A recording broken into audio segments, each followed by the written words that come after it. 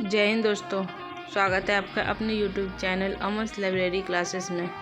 अभी हम लोग आधुनिक भारत का इतिहास का सीरीज चल रहा है, जिसमें मैंने पिछले वीडियो में कई सारे टॉपिक को कवर किया है और आज हम लोग पढ़ने वाले हैं भू राज्य व्यवस्था। भू राज्य व्यवस्था उस समय क्या थी आधुनिक भारत के इतिहास में। इससे दोस्तों बहुत सारे सवाल पूछा जाता है हर एग्ज़ाम में। तो वन लाइनर भी पूछ दिया जाता है कि अस्थाई बंदोबस्त कब आया था, रैयतवाड़ी व्यवस्था कब था, महलवाड़ी व्यवस्था क्या था, और ये सब तो आज हम लोग इसको कवर करेंगे। ठीक है दोस्तों, जैसे अस्थाई बंदोबस्त कब आया था 1793 में, किसके समय आया था, तो लॉर्ड कॉर्नवालिस के समय में। तो इसके बारे में मैं थोड़ा सा पहले बता देती हूँ, फिर मैं इसे लाइन बाय लाइन पढ़ दूँगी। तो इसमें थी भूमि सुधार में, भू राज्य व्यवस्था में भूमि सुधार में हम लोग तीन चीज़ के बारे में पढ़ेंगे। तीन बंदोबस्त आया था, जिसमें आपका सबसे पहले अस्थाई बंदोबस्त है, फिर रैयतवाड़ी व्यवस्था और फिर महलवाड़ी व्यवस्था। तो अस्थाई बंदोबस्त देखते हैं कि आखिर अस्थाई बंदोबस्त क्या था।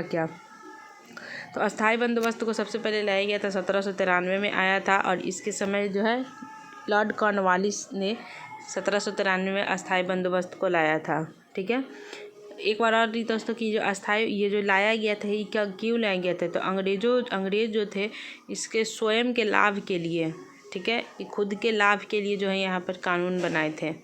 ठीक है दोस्तों, तो अस्थाई बंदोबस्त इसे लॉर्ड कॉर्नवालिस ने लाया था। कब लाए थे, 1793 में लाए थे।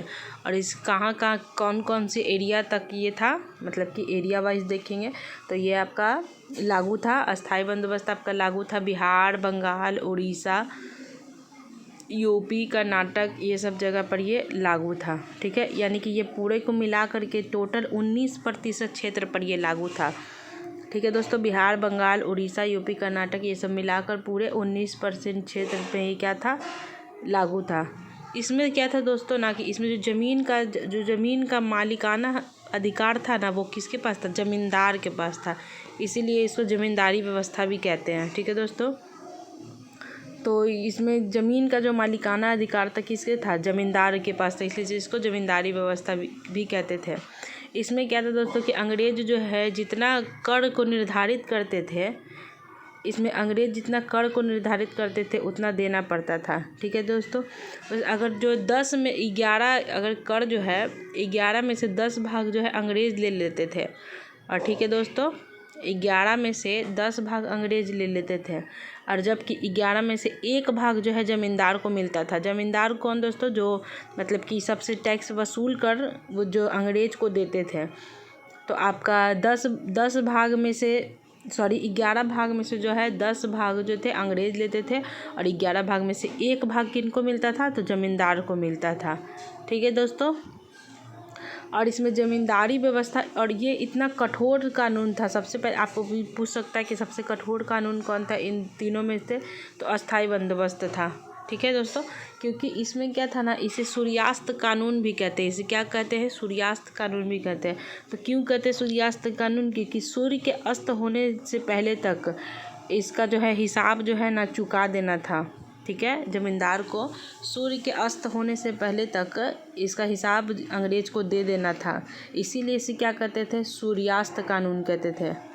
ठीक है दोस्तों, इसलिए इसे सूर्यास्त कानून कहते हैं। आगे हम इसके बारे में अच्छे से पढ़ेंगे, डिटेल में इसमें लिखा हुआ है नोट्स में, हम इसको आगे पढ़ेंगे। अब थोड़ा सा हम लोग रैयतवाड़ी व्यवस्था के बारे में देख लेते हैं कि ये क्या था। तो इसको लाने वाले सबसे पहले थे आपका टॉमस मुनरो थे। ठीक है, जो इसको लाए थे 1820 में लाया गया था। रैयतवाड़ी व्यवस्था को कौन लाया था, टॉमस मुनरो 1820 में लाया था। इसका एरिया क्या था दोस्तों, तो इसका एरिया हम लोग देख लेते हैं। बम्बई था, मद्रास था, असम था, ये सब जगह पर ये लागू था। और ये कुल मिलाकर आपका सबसे ज़्यादा यानी कि 51% क्षेत्र पर ये लागू था। अभी हम लोग 19% देखे थे किसको, अस्थाई बंदोबस्त में 19% देखे थे, रैयतवाड़ी में 51% देख रहे हैं। ठीक है, और इसमें जो था ना, इसमें ज़मीन मालिकाना हक जो है ना किसानों के पास था। इसमें रैयतवाड़ी व्यवस्था में क्या था, इसमें ज़मीन का मालिकाना हक किसानों के पास था। ठीक है, और जो किसानों को था अपने उपज का जो है 35% में से इसमें 55% तक टैक्स के रूप में देना पड़ता था। कितना, 35 से 55% तक इसे क्या टैक्स देना पड़ता था। रैयतवाड़ी व्यवस्था में। ठीक है, इसका मालिकाना हक किसके पास था? तो किसानों के पास ही था। और उसमें किसके पास था? तो ज़मींदार के पास था। स्थाई में ज़मींदार के पास और रैयतवाड़ी में किसानों के पास। अब हम लोग थोड़ा सा देख लेते हैं महालवाड़ी व्यवस्था क्या था। तो महाल मतलब क्या होता है? गाँव। महाल मतलब क्या होता है दोस्तों? गाँव। तो महालवाड़ी व्यवस्था किसके समय आया था? तो इसमें विलियम बेंटिंक के समय आया था। और ये कब आया था? तो 1833 ईस्वी में लाया गया था। ठीक है, इसका एरिया दोस्तों पूछता है, बहुत बार एग्जाम में पूछा है। एरिया तो आपको बहुत इंपॉर्टेंट है, पहले मैं बता देती हूँ फिर मैं याद करा दूँगी। इसका एरिया था आपका यूपी मध्य प्रदेश तक लागू था। महालवाड़ी व्यवस्था का एरिया क्या था दोस्तों? पंजाब, यूपी और मध्य प्रदेश तक था। और यह भारत के टोटल 30% क्षेत्र पर लागू था। ठीक है दोस्तों, और इसका जो मालिकाना अधिकार था गांव का होता था। जैसे भी बताया हमने कि महाल मतलब क्या होता है? गांव। ठीक है, तो इसका मालिकाना अधिकार किसके पास था? तो गांव के पास था। और गांव का मुखिया जो है इसका कुल उपज का 60% इसमें टैक्स देना पड़ता था। ठीक है, तो आइए हम एक बार फिर से इसको याद करा देते हैं आपको। सबसे पहले अस्थाई बंदोबस्त, ये आपका 1793 में आया था, कॉर्नवालिस के समय आया था। एरिया इसका था बंगाल, बिहार, उड़ीसा। ठीक है दोस्तों, और टोटल ये 19% क्षेत्र पर लागू था। और इसमें जमींदाना अधिकार मालिक के पास था। मालिकाना हक जो है ज़मींदार के पास था। ठीक है दोस्तों, और दूसरा रैयतवाड़ी देखेंगे। इसमें टॉमस मुनरो द्वारा लाया गया था 1820 में। और इसका एरिया था मुंबई, मद्रास, असम। ठीक है दोस्तों, और इसका मालिकाना अधिकार किसानों के पास था। टोटल ये 51% पर था। महालवाड़ी व्यवस्था विलियम बेंटिंक द्वारा 1833 में लाया गया था। और यह पंजाब, यूपी और मध्य प्रदेश में था। और ये टोटल 30% क्षेत्र में था। अभी हम इसमें फिर से पढ़ेंगे तो आपको और भी याद हो जाएगा, इसलिए मैं यहाँ 2 बार पढ़ दिया। और अभी बताएं दोस्तों कि सबसे कठोर कानून कौन हो जाएगा यहाँ पर? तो अस्थाई बंदोबस्त कठोर कानून। सबसे कठोर कानून किसके लिए था? तो अस्थाई बंदोबस्त के लिए था। क्यों था?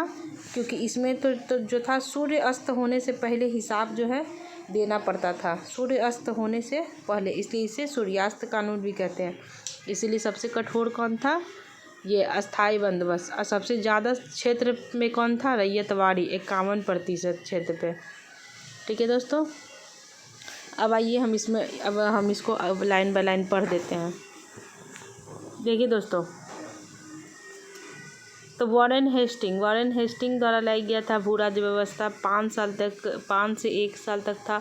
इसे इजादारी या इरवासी व्यवस्था भी कहते हैं। केगो था? 3 था इसमें। आइए देखते हैं। जमींदारी को ही अस्थाई बंदोबस्त कहते हैं। अभी बताएं हमको क्यों कहते हैं? क्योंकि अस्थाई बंदोबस्त में जो था मालिकाना हक जमींदार के पास था।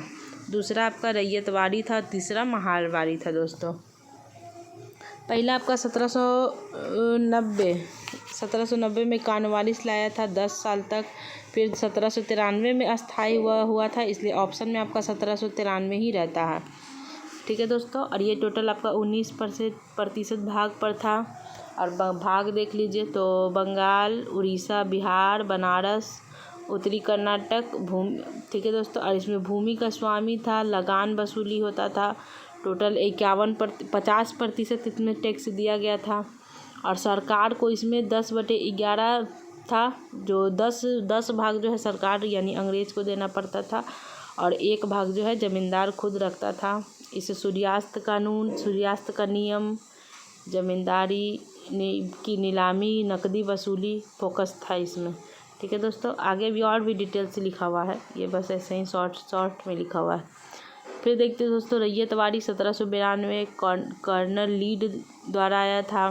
फिर 1820 में इम्पोर्टेंट है मुनरो। अभी 1820 वाला हम भी बताए थे, टॉमस मुनरो ने व्यवस्थित किया था। और ये आपका टोटल 51% भाग पर था। और बम्बई, मद्रास ये सब में था। भूस्वामी किसान था इसमें सब बोले थे कि किसान ही लेते थे टैक्स। लगान भी किसान लेते थे। परिवर्तनशील व्यवस्था, 30 सालों में लगान वसूली का आपका कितना था? 50% था। महालवाड़ी देखते दोस्तों। महालवाड़ी मतलब महल मतलब गांव बताएं अभी। और इसको 1822 में मैकेंजी द्वारा लाया गया था। ग्राम सभा के आधार पर, सामूहिकता के आधार पर ये लिया जाता था। इसमें टोटल 30% था। दायित्व कलेक्टर के पास था। परिवर्तनशील था, ये था। आइए अब हम लोग इसको आगे देखते हैं। सब शॉर्ट में लिखा हुआ है, अब हम इसको डिटेल में यहाँ से पढ़ते हैं। भू राज्य व्यवस्था 18वीं सदी में इसकी शुरुआत किया गया। इसमें भारत परंपरागत रूप से कृषि प्रधान देश रहा और ऐतिहासिक संघर्ष में भारत में राजस्व की सबसे बड़ी मद भू व्यवस्था ही रहा। अंततः अंग्रेजों ने अधिकतम राजस्व वसूले व अपने लोगों को देखते हुए अपने लाभों को देखते हुए भारत में 3 तरह की राज्य व्यवस्था को अपनाया। पहला आपका वही जमींदारी या अस्थाई बंदोबस्त। डिटेल में यहाँ पे देखते हैं। 1790 में लॉर्ड कॉर्नवालिस ने जमींदारी को भू स्वामी मानते हुए उन्हें ही राजस्व वसूली का दायित्व देते हुए 10 वर्षीय व्यवस्था को अपनाया, किंतु बाद में 1793 में इसे अस्थाई बंदोबस्त का रूप दे दिया, अर्थात अंततः राजस्व की दरों में कोई परिवर्तन नहीं किया जा सकता। कॉर्नवालिस से पहले वॉरेन हेस्टिंग ने भू राजस्व व्यवस्था को निश्चितता प्रदान करने के लिए सम्राट को भूस्वामी माना और पंचवर्षीय व्यवस्था को लागू करना चाहा, किंतु बाद में उसे 1 वर्षीय कर दिया गया तथा इसके अलावा इजेदारी ठेकेदारी व्यवस्था को अपनाया, परंतु यह व्यवस्था सफल न हो सकी। जमींदारी व्यवस्था ब्रिटिश भारत के 19% भाग पर लागू था। इसमें बंगाल, बिहार, उड़ीसा व उत्तरी मद्रास के क्षेत्र शामिल थे। यह क्षेत्र भारत के सबसे उर्वरक क्षेत्रों में शामिल थे। अभी मैंने इसे बता दिया था दोस्तों, पिछले में थोड़ा देर पहले। अभी भू राजस्व व्यवस्था का 10/11 भाग सरकार का तथा शेष 1 भाग जमींदार का होता था। अभी इसको भी बता दिए दोस्तों। हेतु निश्चित किया गया। सैद्धांतिक रूप से राजस्व की दर 50% मानी गई, किंतु इसे अधिक निश्चित रूप न दिए जाने के कारण जमींदारों ने किसानों से अधिक वसूली की। इस व्यवस्था के तहत राजस्व उगाही नगद रूप में किए जाने पर जोर दिया गया, जिससे इन क्षेत्रों में नवादी फसलें भी खेती को बढ़ावा मिला। 1794 में सूर्यास्त का नियम बता दिए दोस्तों आगे। इससे पहले 1794 में सूर्यास्त का नियम लाया गया, जिसके अनुसार यदि कोई जमींदार निश्चित तिथि से सूर्य अस्त होने से पहले राजस्व जमा करने में असफल या असमर्थ रहा तो उसकी जमींदारी नीलाम कर दी जाएगी और जमींदारी की इस नीलामी के कारण अनुपस्थित जमींदार या दूरवासी जमींदार का उदय हुआ, क्योंकि इस शहरी व्यापारी वर्ग भी अब जमींदारी बनने लगा। इस प्रथा के कारण किसानों को शोषण और बढ़ने लगा, क्योंकि नए जमींदार को किसानों की संवेदना से कोई सरोकार नहीं था। उन्हें केवल अधिकतम लाभ की इच्छा थी और इस प्रक्रिया के उपसाम्प्रतिकरण को भी बढ़ावा दिया। बाद में एक अन्य संशोधन के द्वारा यह निश्चित किया गया कि कोई भी किसान लगान देने में असमर्थ रहा तो न्यायालय की पूर्व अनुमति के बगैर किसानों की ज़मीन नीलाम की जा सकती है, जिसमें किसानों का शोषण और बढ़ने लगा। अंततः उसका उत्पीड़न रोकने के लिए न्यायालयों की फीस कम कर दी गई, जिससे इन क्षेत्रों में केसों की संख्या तेजी से बढ़ने लगी। रमेश चंद्र दत्त व राजा राम मोहन राय जैसे विद्वानों ने अस्थायी बंदोबस्त का समर्थन न किया और इसे अन्य क्षेत्रों से भी लागू करने की बात कही।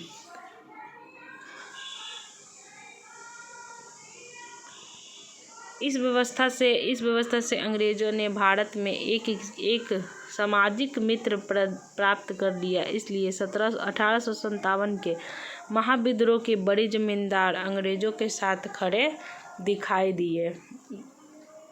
खड़े दिखाई दिए।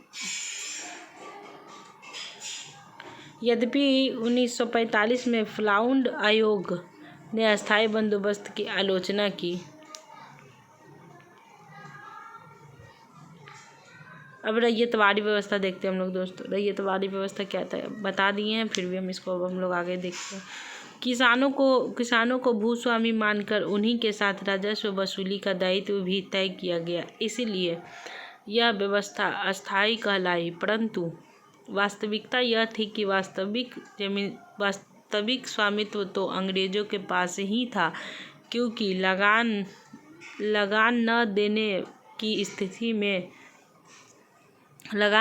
की स्थिति में उनकी ज़मीन नीलाम कर दी जाती थी। 1792 में कर्नल रीड ने मद्रास के बारामहल क्षेत्र में इसे पहली बार अपनाया, किंतु इसे व्यवस्थित रूप 1820 में थॉमस मुनरो ने दिया। यह व्यवस्था ब्रिटिश भारत के 51% क्षेत्र पर लागू था। अभी बता दिए दोस्तों। इसमें बम्बई, मद्रास व पूर्वोत्तर बंगाल का कुछ पूर्वी हिस्सा भी शामिल था। अस्थायी बंदोबस्त के अनुभवों को देखते हुए इसे परिवर्तनशील बनाया गया और 30 वर्षों में इसकी राजस्व की दर परिवर्तित की जा सकती थी। प्रारंभ में रैयतवाड़ी क्षेत्र में राजस्व की दर 1/3% की थी। 1854 में इसे 50% कर दिया गया। सैद्धांतिक रूप से इस व्यवस्था के मापन व सर्वेक्षण को अपनाया गया और पट्टा व कबूलियत शेरशाह सूरी द्वारा प्रारंभ को भी स्वीकार किया गया। पट्टा एवं कबूलियत दोस्तों शेरशाह सूरी द्वारा लाया गया था और इसे भी क्या किया गया, इसमें स्वीकार किया गया। किंतु व्यवहार में इसे अपनाया नहीं जा सका और अनुमान के आधार पर ही वसूली होती रही। इस व्यवस्था में कलेक्टर की भूमिका को महत्वपूर्ण बनाया, किंतु समय की कमी और राजस्व व्यवस्था के ज्ञान के अभाव में सरकारी अधिकारी व कर्मचारी ने किसानों का अधिकतम शोषण जारी रखा। 1875 में एक प्रभावी दक्कन कृषक विद्रोह सामने आया और यह इतना प्रभावी था कि सरकार 1879 में दक्कन कृषक राहत अधिनियम लाना पड़ा। अब देखते हैं दोस्तों हम लोग महालवाड़ी व्यवस्था। इसका अर्थ है गांव, पहले बता चुके महाल मतलब गांव होता है दोस्तों। इसका अर्थ है गांव के समूह के आधार पर राजस्व प्रक्रिया को स्थापित करना। यह भूमि पर सामुदायिक स्वामित्व को स्वीकारती है। 1822 में हॉल्ट मैकेंजी ने इसे व्यवस्थित रूप दिया और यह ब्रिटिश भारत के 30% क्षेत्र में लागू की गई, जिसमें अवध, आगरा, संयुक्त प्रांत, पंजाब, राजपूताना व पश्चिमोत्तर क्षेत्र शामिल थे। रैयतवाड़ी व्यवस्था की इसमें भी संवैधानिक रूप से मापन व सर्वेक्षण की बात कही गई और 10 से 20 वर्षों में राजस्व की दरों को परिवर्तित किया जा सकता था। इस व्यवस्था में राजस्व दर आरंभ में 80% तक पहुंच गया, जिसे लॉर्ड विलियम बेंटिंक ने 66% और बाद में लॉर्ड डलहौजी ने 50% कर दिया। बेंटिंक के कार्यकाल में मार्टिन वार्ड द्वारा पहली बार मानचित्र पर रजिस्टर का प्रयोग किया गया और वार्ड को लेकर उत्तर भारत की राजस्व व्यवस्था का जनक कहा गया। यहाँ ब्रिटिश काल में भू राजस्व व्यवस्था था, सब मैप में देख लेते हैं हम लोग दोस्तों। महालवाड़ी का देख लेते हैं। महालवाड़ी का एरिया क्या था, पंजाब, यूपी, मध्य प्रदेश तक लागू था, तो वहाँ पर देख लेंगे। टोटल 30% पर था ये महालवाड़ी का। अस्थाई का भी हम लोग देखे थे, बिहार, बंगाल, उड़ीसा, यूपी, इधर टोटल 19% पे देख लेंगे। और रैयतवाड़ी का देखेंगे दोस्तों, टोटल 51% क्षेत्र पर था और इसका एरिया था बम्बई, मद्रास, असम, ये सब जगह लागू था। मैप में भी इसको देख लेंगे। ठीक है दोस्तों, तो आज तो भू राज्य व्यवस्था का वीडियो आज यहीं तक रहेगा दोस्तों। इसके बाद मैं अगले वीडियो में लाने वाली हूँ आपको 1857 की क्रांति के बारे में अगले वीडियो में लाने वाली हूँ। तो आज का वीडियो यहीं तक रहेगा दोस्तों। और आपको अच्छा लगा हो तो लाइक करें, शेयर करें अपने दोस्तों को और कमेंट करें। Thank you.